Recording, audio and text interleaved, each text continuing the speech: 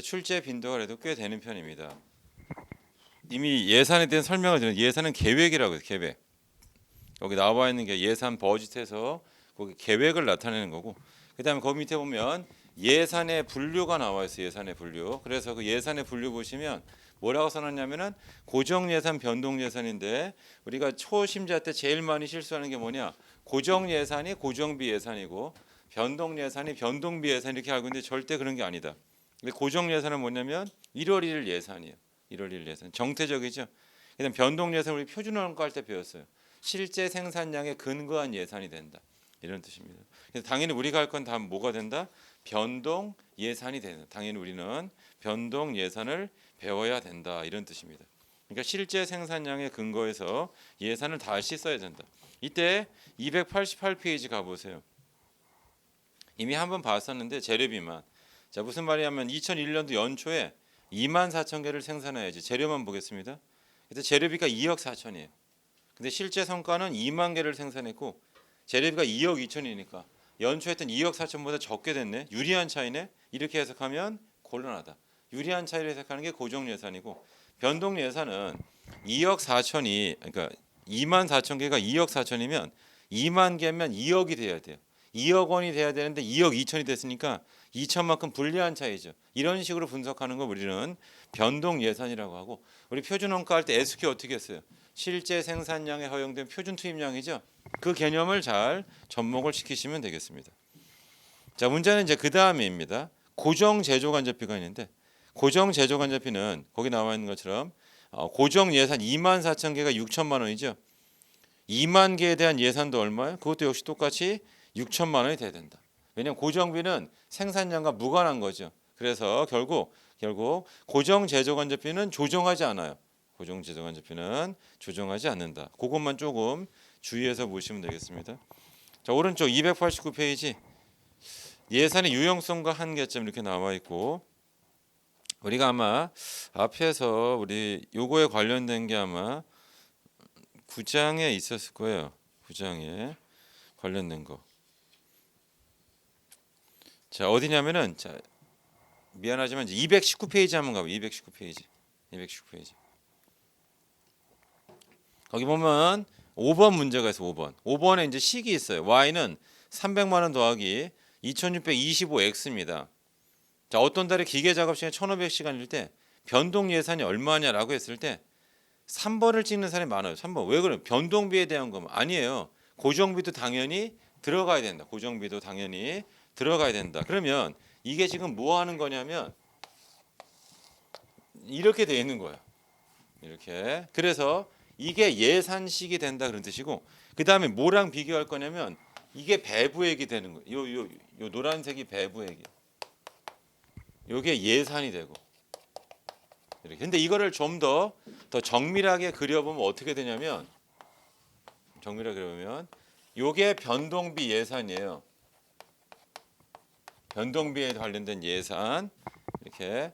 그리고 예산 흰색에 했어야 되는데 일치한다 보면 돼요. 이게 변동비에 대한 배부액이에요. 그래서 얘는 차이가 없어요. 근데 고정비는 어떻게 되냐? 요게 예산이고 요게 배부액이 된다 이런 뜻이에요. 그래서 뭐가 발생한다? 조업도차. 이건 불리한 조업도차. 이건 유리한 조업도. 표준원가에서 배웠었죠. 자, 그래서 우리 5번 문제를 보시면 뭐냐면 변동 예산이 얼마냐 이렇게 얘기했죠. 변동 예산. 그러니까 이 변동 예산은 고정비하고 그다음에 쉽게 말하면 변동비의 예산인데 중요한 건 생산량의 근거. 여기 나와 있는 것처럼 기계 작업 시간 1,500시간이죠. 그 1,500시간에 근거한 예산액을 짜라. 이런 뜻입니다. 답은 몇 번이 된다? 1번이 된다. 절대로 3번을 찍으면 안 된다. 절대로 3번을 찍으면 안 된다. 이런 뜻이. 이게 바로 뭐가 된다? 변동 예산. 그래서 다시 288페이지 보시면 우리가 하는 건 다 뭐예요? 변동 예산을 쓰지 고정 예산을 쓰는 게 아니다. 이 정도 알아두시면 되고. 자, 오른쪽 289페이지 예산의 유용성 뭐 한계점이 있는데 유용성은 뭐냐면 예산을 짤 때 직원들하고 임원들이 서로 이야기해요. 그래서 거기에 의사소통이 원활해진다.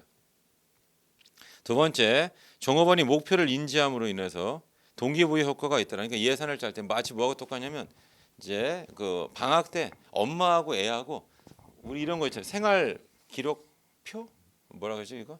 하여튼 생활 계획표, 생활 계획표. 그러니까 아침 뭐 6시에 기상하고 6시부터 7시까지 뭐 운동을 한다. 뭐 그다음에 뭐 9시까지 뭐 한다. 그리고 뭐 12시까지 공부한다. 뭐 지킬 일 없죠. 그죠?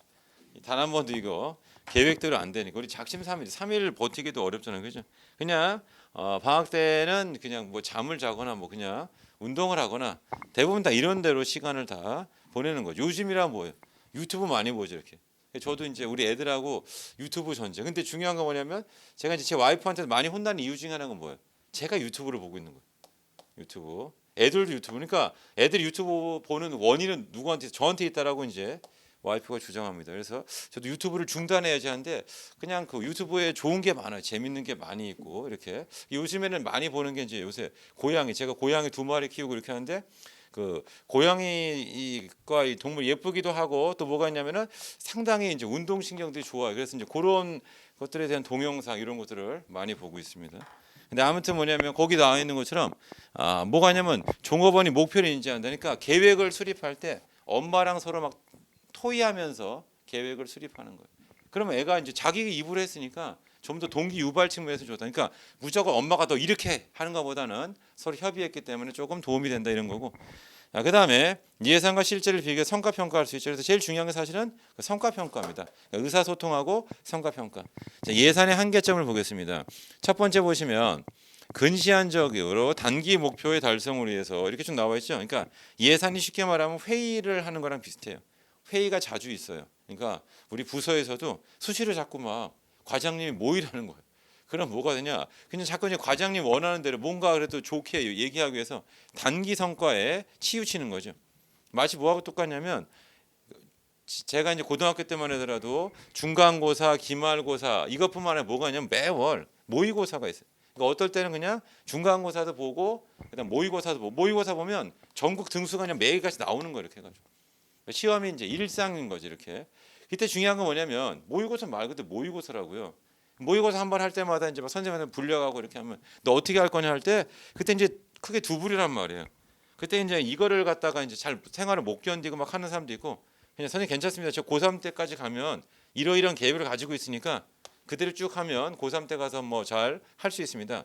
그러니까 단기간에 이제 뭐 변화 이런 거를 크게 신경 안 써도 됩니다. 이렇게 하는 사람이 있을 수 있다고요. 그래서 거기 나와 있는 것처럼 예산이라고 하는 게 뭐냐면 선생님이 시험 볼 때마다 계속 얘를 부르는 거예요. 엄마도 부르고 선생님도 부르고 이렇게. 그러면 얘는 장기 성과를 내야 되는데 단기 성과에 치우치다 보니까 좀 바람직하지 못하다 이런 거고. 두 번째가 뭐냐면 무리한 목표죠. 동기부여 측면에서 종업원의 사기를 떨어뜨린다. 그러니까 예를 들어서 반에서 한 10등 한다. 근데 이번에 한 7, 8등 안에 들어가면 뭐 해줄게 이런 식으로 서로 계획을 짜면 좋은데 너 1등 해라.